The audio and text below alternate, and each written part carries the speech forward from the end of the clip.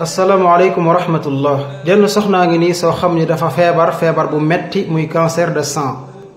mu wut ab janq bu koy liggéeyal boo xam ne nag dëkkul ci réew mi ngir néewu kàttanam ci liggéeyu kër gi.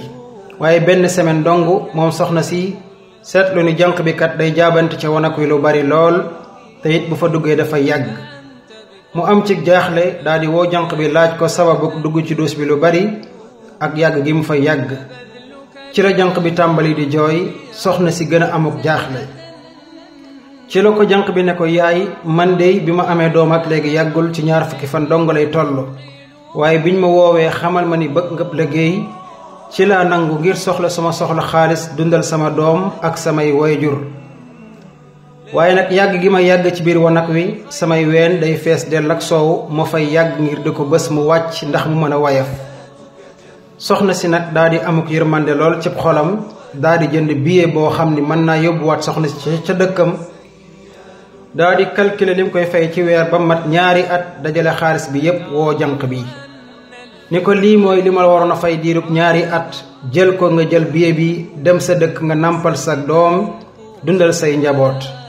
su 2 at yi jeexee sa doom fer boo bëggee nga dellu si waat ndax dinaa la jox sama numéro téléphone.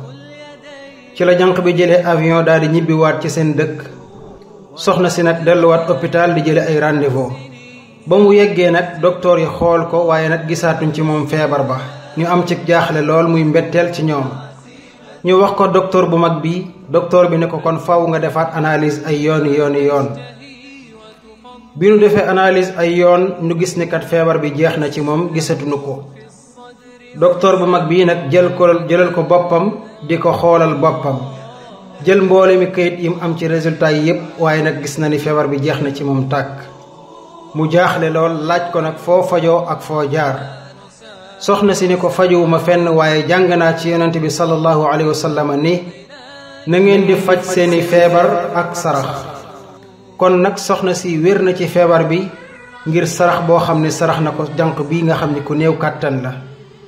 kon yéen mbokk jullit yi yonent bi alayhi salaatu wasalaam nee na man yassara ala mu'sirin yassara allahu alayhi fi dunya wal axira.